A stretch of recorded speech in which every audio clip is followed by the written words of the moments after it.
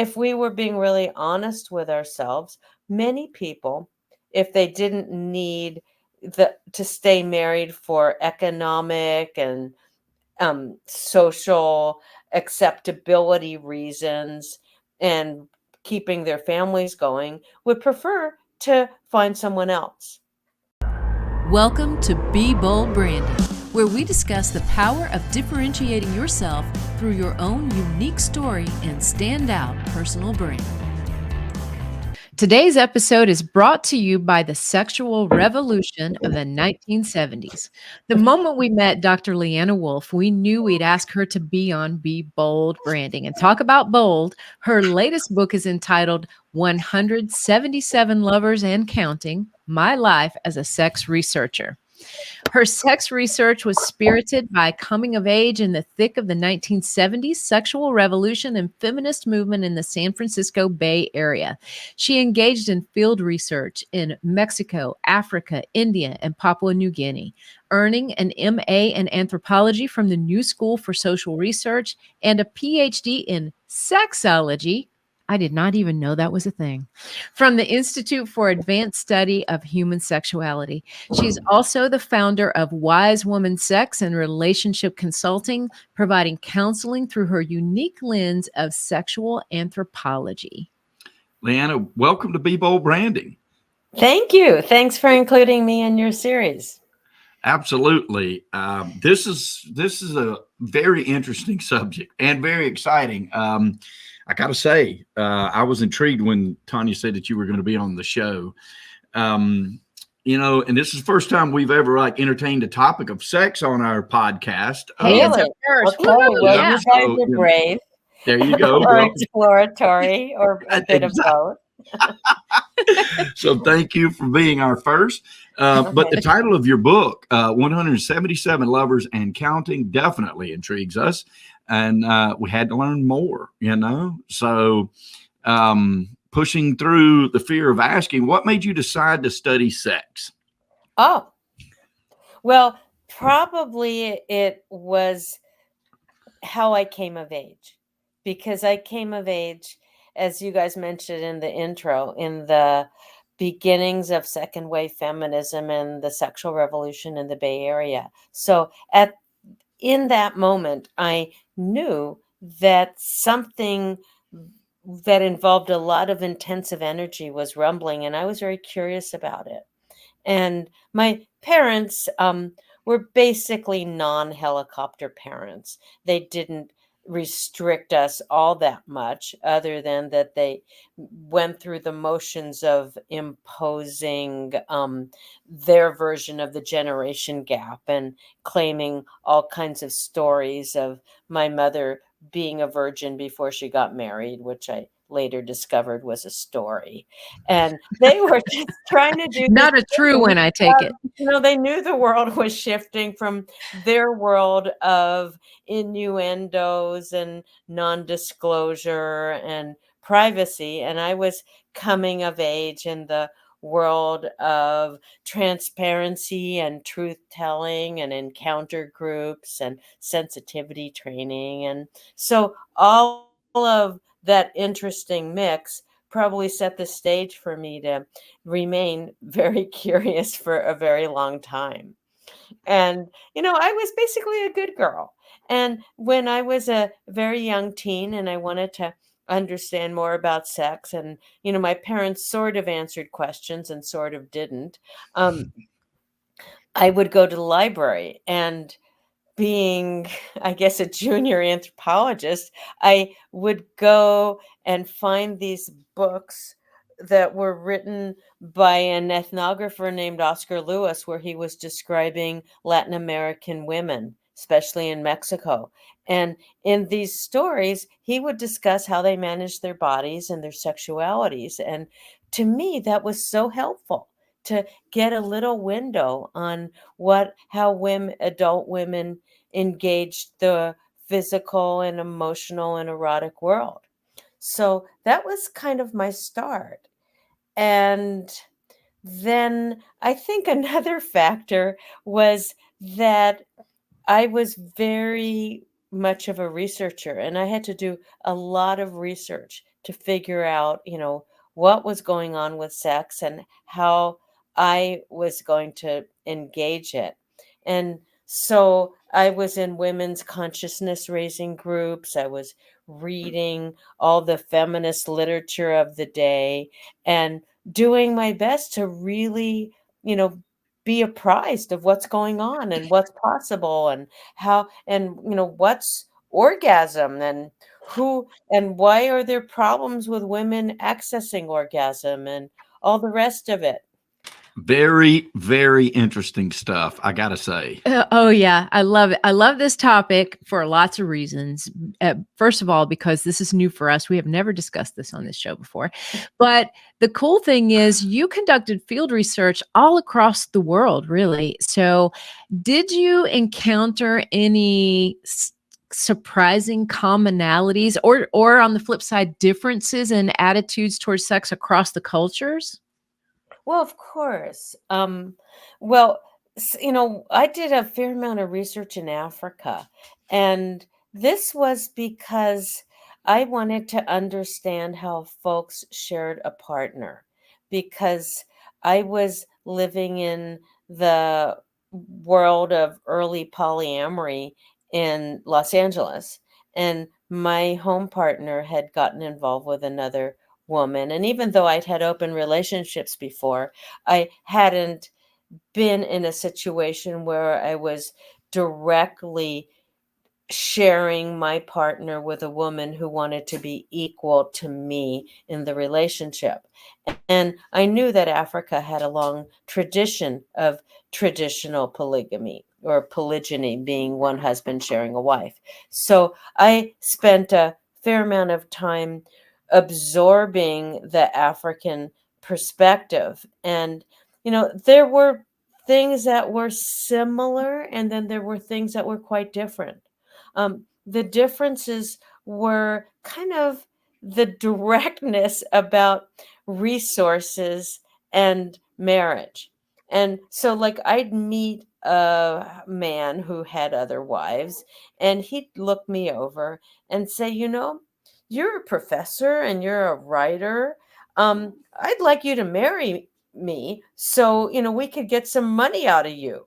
And because my wives only work in the fields, and we need, if you were in our family, it'd be really helpful to us. It wasn't like, well, I feel this vibration and I feel like we really have chemistry and we really see eye to eye on things and we should start spending time together. It was openly practical.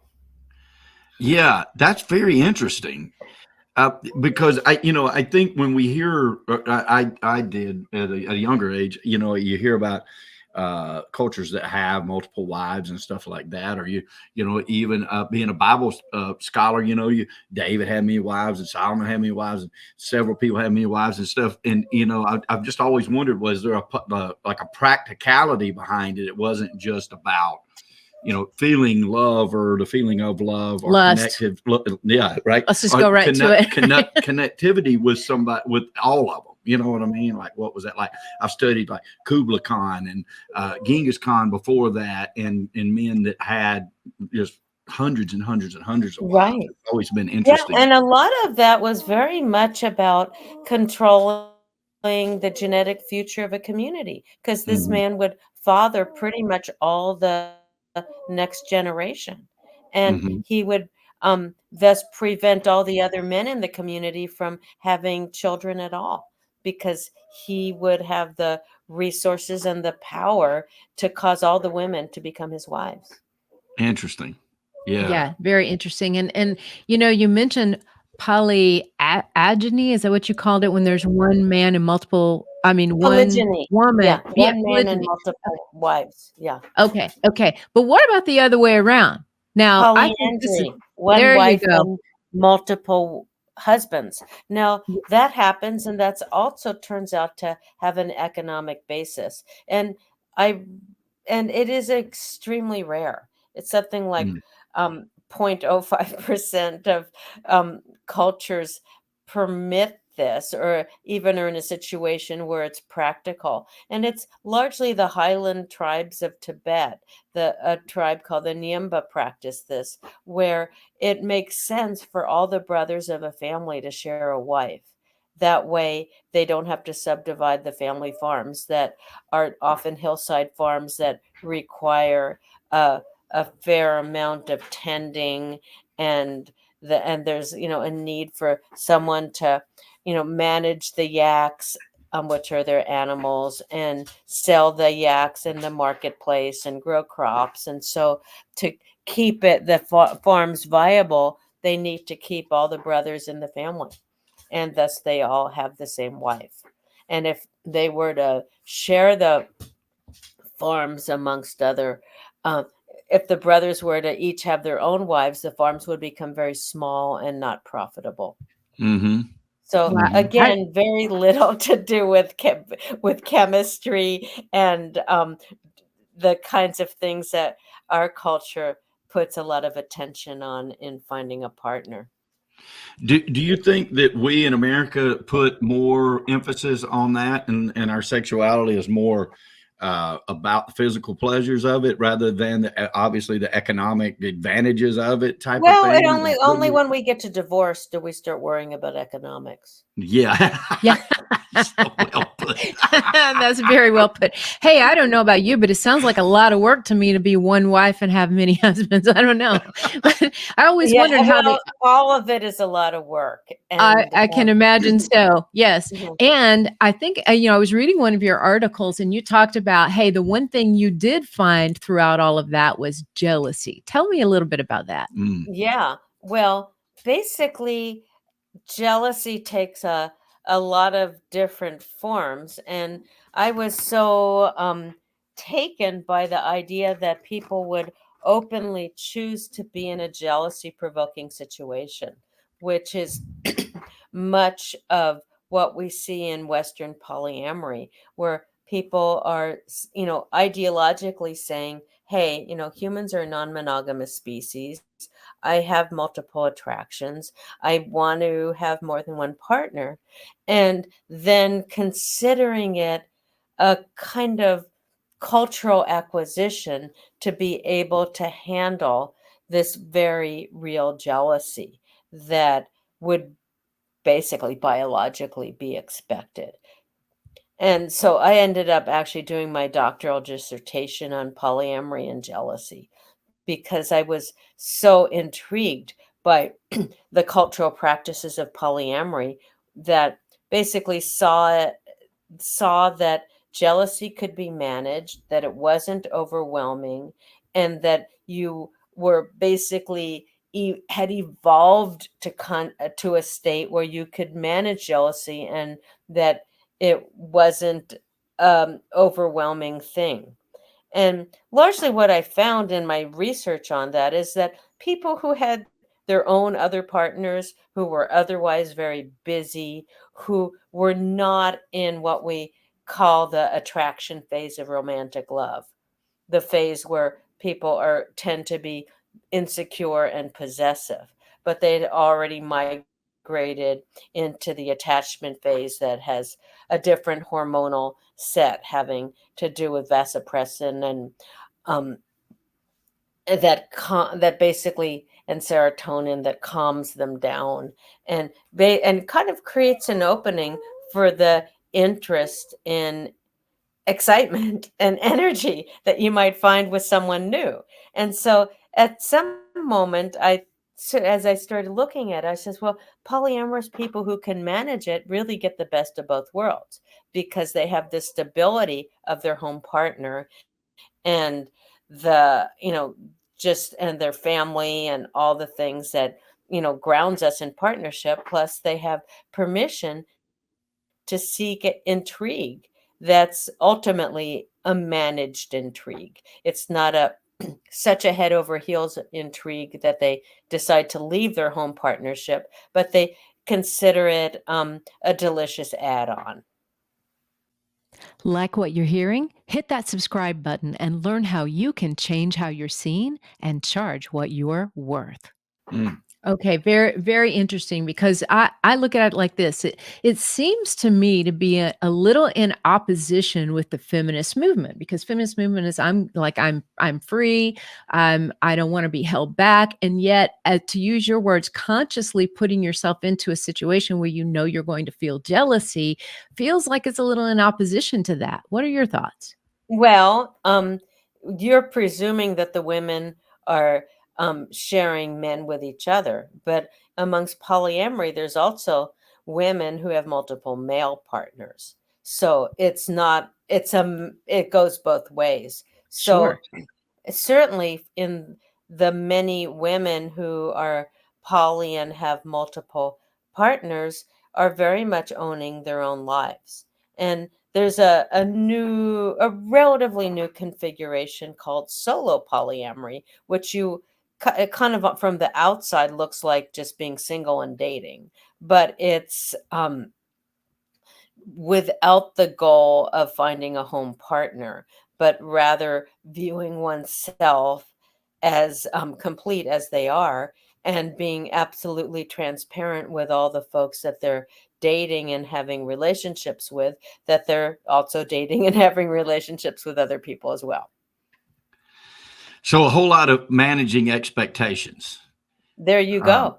Yeah, yeah, and like having a we. culture that endorses that kind of management. So one of the terms that polyamorous people engage is a term called compersion, which is having positive regard for your partner finding pleasure with other people, Hmm. which typically monogamous people in the Western world would be really troubled by this. And it would just unnerve them to the nth degree to think of their partner being physically and emotionally engaged by somebody else, Yeah, rather than thinking, I am so happy that they're finding pleasure. yeah, that's definitely a spin. I mean, because obviously I would want whatever Tanya, would make Tanya the happiest, but would I would venture to say that it would be hard to stomach if she said that that was being emotionally engaged with another man. I also hypocritically don't think I would be as jealous of another woman. So it's these are very Yeah, weird there's things. a fair number of people that play it that way, that Yeah, would Yeah. say that if it's with the same gender, then it's not as threatening because that person is offering something they can't offer. yeah, I did. It's funny that we had you on today because this weekend I was at a turkey hunt and with that we do annually with a group of guys that we've been doing it for years and years and years, and we got younger bucks that are coming along, and joining our group or whatever. And one of them I'm really good friends with, and I can't remember how the conversation came up, but it was this conversation about an open marriage and of course he's got a beautiful wife and and he made the comment, he's like, well, I mean, the problem with introducing that in my household would be that she could get a whole lot luckier a whole lot quicker than I can. And I'm with you, But you'd man. be I'm with surprised. you. He may have virtues that other women find of much interest. So, there's, the looks factor, but then there's the whole personality and just who they are that makes them feel warm and viable and amazing that someone would like to spend some time with them.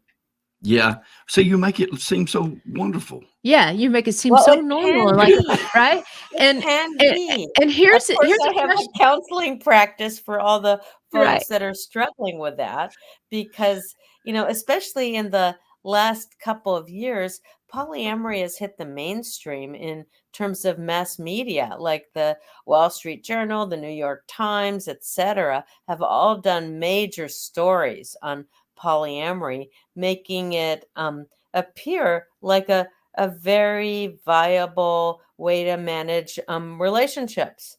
And the truth is that it's really challenging.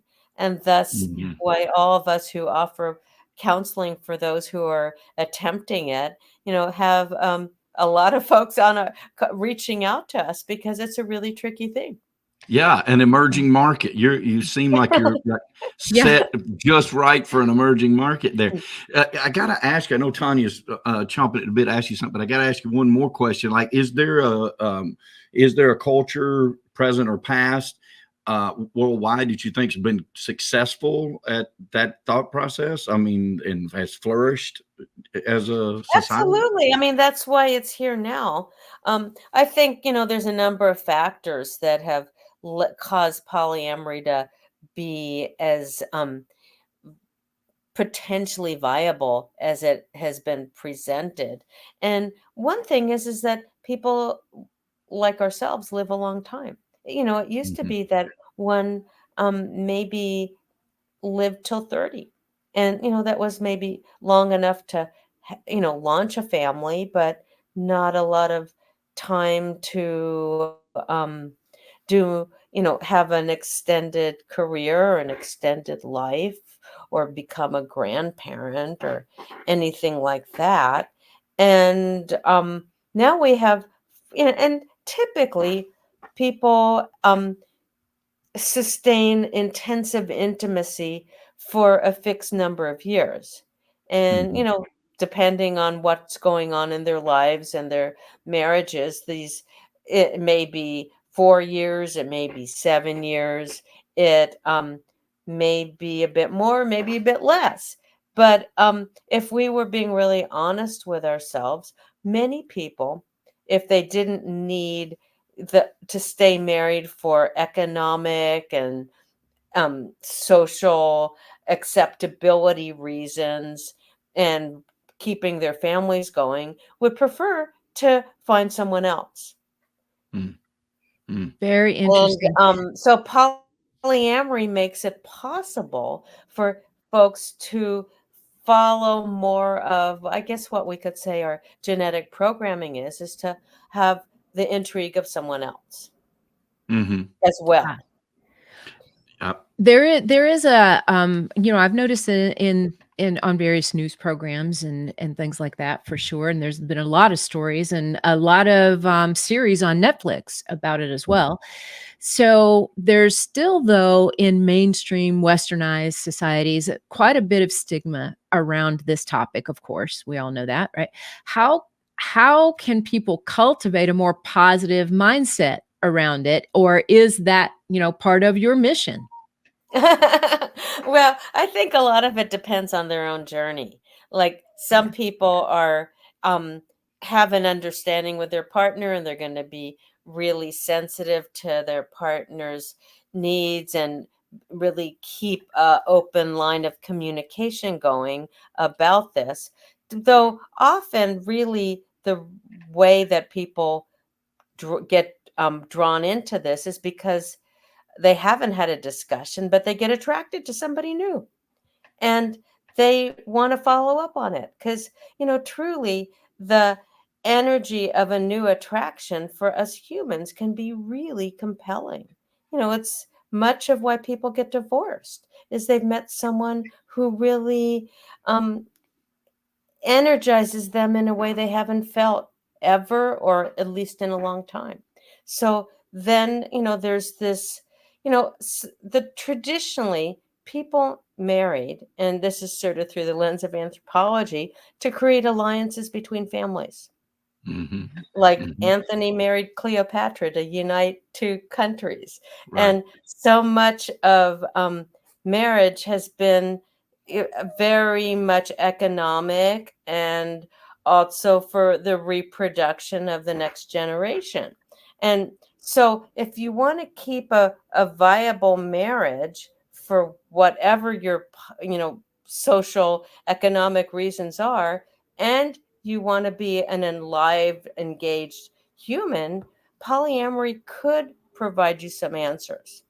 Probably the more common practice is swinging, which isn't emotional and isn't economic. It's just for recreational sex. So Mhm. just, having ultimately casual encounters with other folks who subscribe to the same idea, works out. And, probably even more common than swinging is cheating.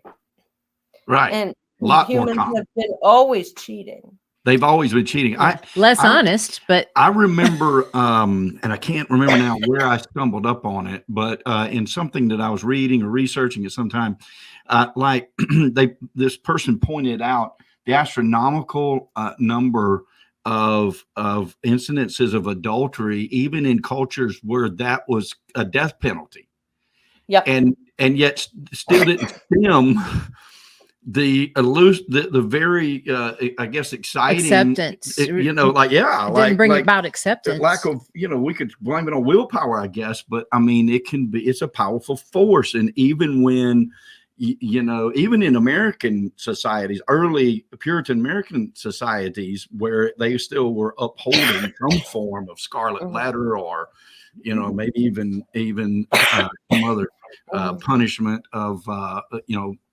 lashes or things like that, public humiliation or something like it was still rampant. So I guess that, that is sort of the drive is so strong that people are willing to risk all kinds of things to do it. And, ultimately the goal of cheaters, at least here in the Western world, is to retain their marriages, to retain their place in society. They do not want to lose their spouse. They don't want to lose their children. They don't want to lose their wealth, but they do want to get attention, and that's often why women cheat, is to get a level of attention they're no longer getting from their partner. And it's just how it is that you're not as interesting in those early ways once you're no longer in the early part of a relationship.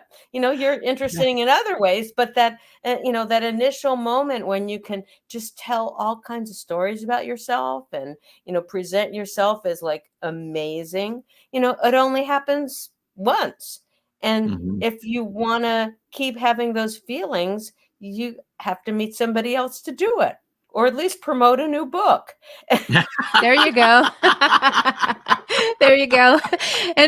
And what a beautiful segue. We are almost out of time, Leanna, but wow, has this been an interesting conversation. We could just go on and on and on, because we really only tapped into like a couple of different areas here that I'm fascinated. I'm fascinated as well, obviously. And so two final questions for you.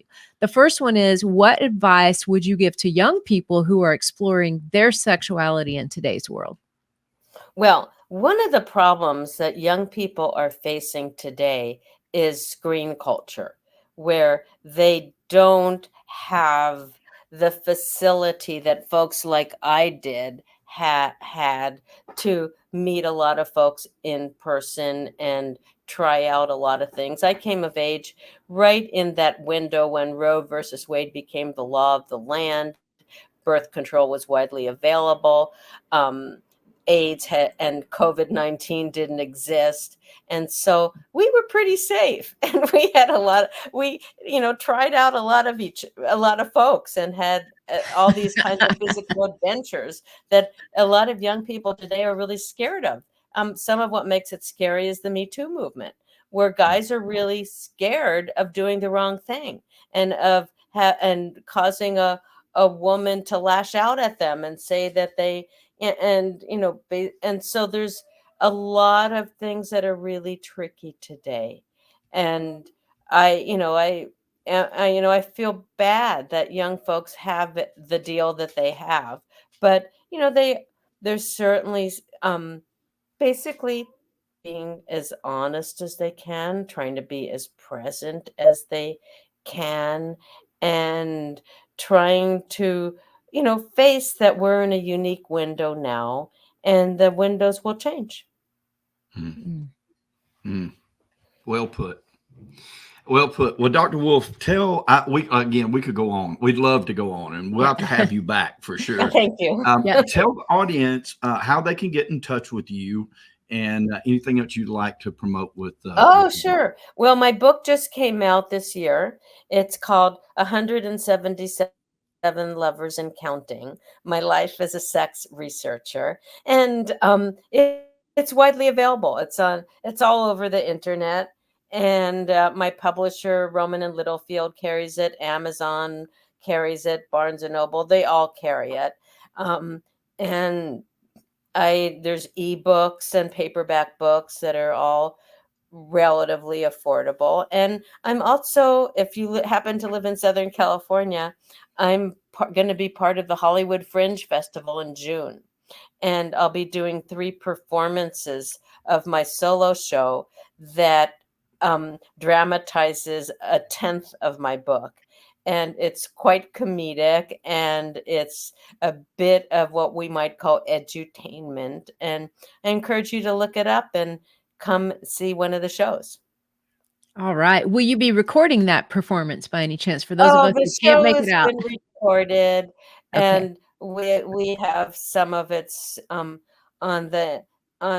YouTube and such, and we're also creating sizzle reels, and so it's been a lot of fun to not just be an author of a new book, but to be starting a new acting career. When I was a kid, I wanted to be an actor, but then I ended up becoming a professor of anthropology. So I had like a 37-year solo show teaching all these classes and cracking jokes with my students. But now I get to just be an entertainer, and it's been really, really fun. Well, it's been fun having you on Be Bold Branding today. What a Yes, bold guest. Yes, I love it, Dr. Wolfe. Thank you so much for spending time with us today. Oh, you're so welcome. A pleasure.